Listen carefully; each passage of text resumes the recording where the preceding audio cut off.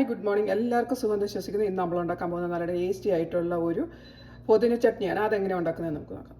ഇന്ന് നമ്മൾ ഉണ്ടാക്കാൻ പോകുന്ന ഒരു പുതിന ചമ്മന്തിയാണ്. അതെങ്ങനെ ഉണ്ടാക്കുന്നത് നമുക്ക് നോക്കാം. അതിന് വേണ്ടിയിട്ട് ഞാനിവിടെ കഴുകി വൃത്തിയാക്കി എടുത്ത് വെച്ചിരിക്കുന്ന പുതിനയിലയാണ്.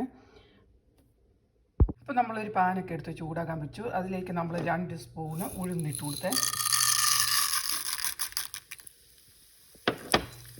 ഉഴുന്നൊരു ചെറിയ ബ്രൗൺ കളറാകുമ്പോഴത്തേക്കും നമുക്ക്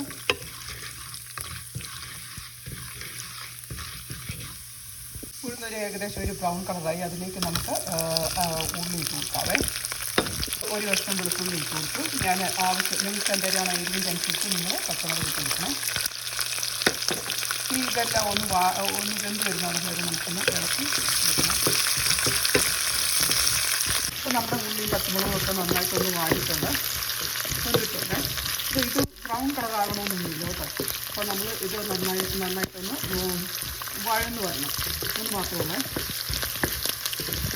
നമ്മുടെ ഉള്ളിയും മുളകും എല്ലാം നന്നായിട്ട് വെന്തിട്ടുണ്ട്. ഇനി അതിലേക്ക് ഞാൻ ഒരു പിടി പുതിനയില ഇട്ട് കൊടുത്ത് വാടി കഴിയുമ്പോൾ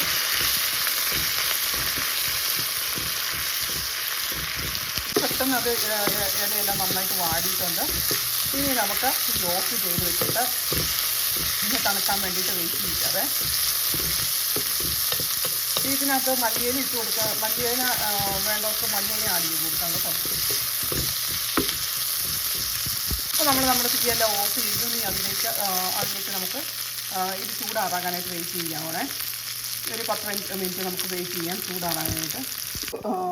ഒരു സ്വല്പം തേങ്ങയും കൂടി ആഡ് ചെയ്ത് കൊടുക്കാവേ. ഇനി പുതിനയുടെ ടേസ്റ്റിനൊക്കെ കൂടുതൽ മുന്നിലായിട്ട് നിൽക്കണമെങ്കിൽ ഒരു രണ്ട് പിടി തേങ്ങയും കൂടെ കൂടുതൽ ചേർത്ത് കൊടുക്കണേ. നമുക്കിതൊരു മിക്സിയുടെ ജാറിലേക്ക് ഇട്ടിട്ട് ഒന്ന് അരച്ചെടുക്കാവേ. ഈ കൂടെ തന്നെ നമുക്ക് ഉപ്പും ചേർത്ത് കൊടുക്കണം ആവശ്യത്തിന്. ഇപ്പോൾ നിങ്ങൾ സാധനത്തിനനുസരിച്ച് ഉപ്പ് ചേർത്ത് കൊടുക്കുക. ഞാൻ ഉപ്പ് ചേർത്ത് കൊടുത്തിട്ടുണ്ട്. ഇനി നമുക്കൊരു മിക്സിയുടെ ജാറിലേക്ക് ഇട്ട് തണുത്തിട്ടുണ്ട്. അപ്പോൾ മിക്സിയുടെ ജാറിലേക്ക് ഇട്ട് ഇതൊന്ന് അരച്ച് എടുക്കാവേ. അധികം വെള്ളമൊന്നും ചേർക്കല്ലേ. അപ്പോൾ നമ്മളുടെ പുതിന ചട്നി നമ്മളിതുപോലെ അരച്ചെടുത്തിട്ടുണ്ട്. ഇനി ഇതിലേക്ക് നമുക്ക് ഒരു താളിപ്പും കൂടി ഉണ്ടാക്കണേ. അപ്പോൾ നമ്മളൊരു പാനൊക്കെ എടുത്ത് വെച്ചു. അതിലേക്ക് നമ്മൾ ഉഴുന്നിട്ട് കൊടുത്തു. ഇനി ഉഴുതൊക്കെ ഒരു ബ്രൗൺ കളറായി വരുന്നുണ്ട്.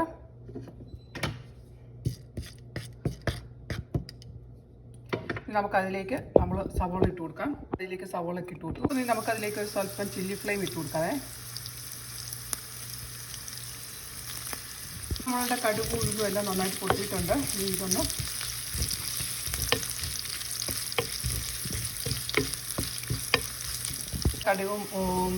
കടുക് വറുത്തത് ഇപ്പോൾ നല്ല ഇതായിട്ടുണ്ട്. അപ്പം ഇനി നമുക്ക് നമ്മുടെ ചട്നിയിലേക്ക് ഒഴിച്ചു കൊടുത്തു. ഇനി നമുക്കിത് നന്നായിട്ട് ഇളക്കി യോജിപ്പിച്ചെടുക്കവേ.